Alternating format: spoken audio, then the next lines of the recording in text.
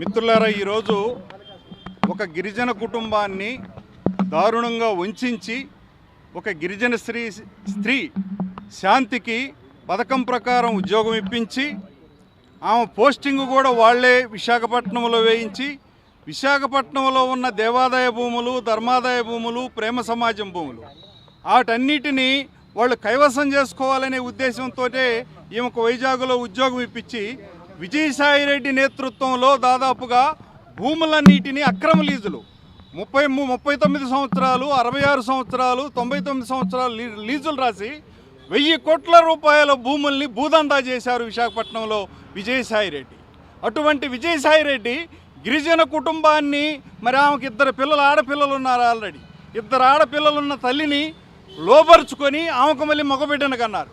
ఈ దేశంలో హిందూ సంస్కృతిలో, భారతీయ సంస్కృతిలో వేరే వాళ్ళ భార్యని మరి కైవసం చేసుకొని బిడ్డను కానీ ఆమె అధికారాలను అడ్డం పెట్టుకొని భూముల దందా చేసే సంస్కృతి ఈ దేశంలో ఉందా? అసలు ఈ దేశంలో ఉన్న చట్టాలు, ఈ దేశంలో ఉన్నటువంటి హిందూ సంస్కృతి దేవాదాయ శాఖలో నియమ నిబంధనలు లేవా? మొత్తం డిపార్ట్మెంట్నే మోసం చేసి మరి అక్రమంగా ఉద్యోగం వేసి అక్రమంగా భూములను సోదా చేసి మొత్తం గిరిజన కుటుంబాన్ని నాశనం చేసినటువంటి విజయసాయిరెడ్డికి రాజ్యసభలో ఎంపీగా కొనసాగే హక్కు ఉందా? అసలు భారత పార్లమెంట్లో ఈ విషయాన్ని చర్చించరా?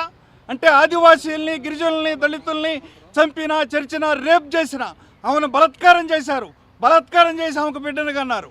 మరి SC/ST చట్టం కింద ఆ కేసు కట్టి అరెస్ట్ చేయాల్సిన అవసరం లేదా? అందుకనే ఈ రోజున దళిత సంఘాలు, గిరిజన, బహుజన సంఘాలందరం మేమందరం కూడా మరి ఒకవైపు హైదరాబాదులో ఆందోళన జరిగింది, మరి ఆంధ్రప్రదేశ్లో విజయవాడలో ఆందోళన జరిగింది. ఈరోజు ఢిల్లీలో మేము ఆందోళన చేయడానికి వస్తే ఇక్కడ పర్మిషన్ ఇవ్వలేదు. మరి తప్పనిసరి పరిస్థితుల్లో ఈ రోజున కొంతమంది కూడి ఈ విషయాన్ని భారత ప్రభుత్వం దృష్టికి తీసుకెళ్తున్నాం. భారత రాష్ట్రపతి ముర్ము కూడా ఒక గిరిజన స్త్రీ, ఆ గిరిజన స్త్రీని అడుగుతున్నాం ఈ గిరిజన స్త్రీ శాంతికి జరిగిన అన్యాయాన్ని న్యాయం చేయాలని. మరి అదేవిధంగా రాజ్యసభ చైర్మన్ను కూడా కలుస్తున్నాం, ఆయన సభ్యత్వాన్ని రద్దు చేయాలని. ఖచ్చితంగా చట్టాలు అమలు జరపాలి.